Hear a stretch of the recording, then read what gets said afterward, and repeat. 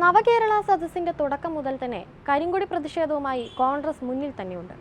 എവിടെയൊക്കെ കരിങ്കൊടി കാണിച്ചോ അവിടെയെല്ലാം ഡിവൈഎഫ്ഐ പ്രവർത്തകരുടെ രക്ഷാപ്രവർത്തനം നേരിടേണ്ടി വന്നവരാണ് കോൺഗ്രസ് പ്രവർത്തകർ. ഒടുക്കം നവകേരള സദസ്സ് അവസാനത്തോടടുത്തപ്പോഴായിരുന്നു ഇനി രക്ഷാപ്രവർത്തനത്തിനെത്തുന്നവരെ അതേ രീതിയിൽ തന്നെ തിരിച്ചും ആക്രമിക്കണമെന്ന തീരുമാനത്തിലേക്ക് കോൺഗ്രസ് നേതാക്കൾ എത്തുന്നത്.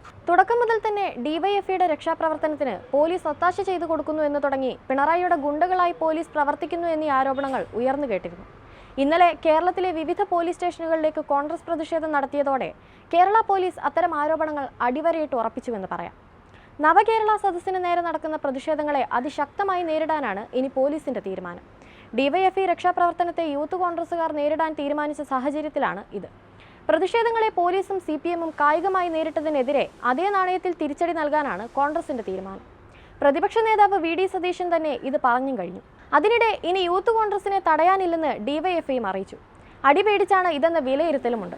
മുഖ്യമന്ത്രിക്ക് നേരെ കരിങ്കൊടി കാട്ടി പ്രതിഷേധിക്കുന്ന യൂത്ത് കോൺഗ്രസ് പ്രവർത്തകരെ പോലീസിന് പുറമെ ഡിവൈഎഫ്ഐക്കാർ കൂടി കൈകാര്യം ചെയ്തതാണ് കോൺഗ്രസിനെ ചൊടിപ്പിച്ചത്. കോൺഗ്രസ് പ്രതിഷേധക്കാരെ കല്യാശ്ശേരിയിൽ CPM നേരിട്ടപ്പോൾ മുതൽ നീറുനിന്ന പ്രതിഷേധം ആലപ്പുഴയിൽ മുഖ്യമന്ത്രിയുടെ ഗൺമാൻ മർദ്ദിച്ചതോടെ പുതിയ തലത്തിലെത്തി. പിന്നീട് പത്തനംതിട്ടയിൽ യുവമോർച്ചക്കാർ ഡിവൈഎഫ്ഐക്കാരെ പഞ്ഞിക്കിട്ട് മാതൃക കാട്ടിക്കൊടുത്തു. ഇത് യൂത്ത് കോൺഗ്രസ് ഏറ്റെടുക്കുകയും ചെയ്തു.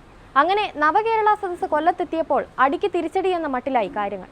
യൂത്ത് കോൺഗ്രസുകാർ തങ്ങളെ തല്ലാൻ വന്ന ഡിവൈഎഫ്ഐക്കാരെ വടിയുമായി നേരിട്ടു. നവകേരള യാത്ര സമാപിക്കുന്ന ശനിയാഴ്ച കോൺഗ്രസ് പോലീസ് ആസ്ഥാനത്തേക്ക് മാർച്ച് നിശ്ചയിച്ചിട്ടുണ്ട്. ഈ മാർച്ചിനെയും പോലീസ് അതിശക്തമായി നേരിടുമെന്നാണ് പുറത്തുവരുന്ന വിവരങ്ങൾ. ഏതായാലും ഒരു കാര്യം ഉറപ്പായി, കേരള പോലീസിന്റെ ഇപ്പോഴത്തെ പണി എന്താണോ CPM-ഉം ഡിവൈഎഫ്ഐയും ചെയ്യുന്നത് അതിന് കുട പിടിച്ചു കൊടുക്കൽ തന്നെയാണെന്ന്. എന്നും പിണറായി തന്നെയാകും മുഖ്യമന്ത്രി കസേരയിൽ ഉണ്ടാവുക എന്ന തോന്നൽ വേണ്ട എന്ന് മാത്രമാണ് രാഷ്ട്രീയ നിരീക്ഷകർ അടക്കം വിഷയത്തിൽ പോലീസിന് നൽകുന്ന മുന്നറിയിപ്പ്.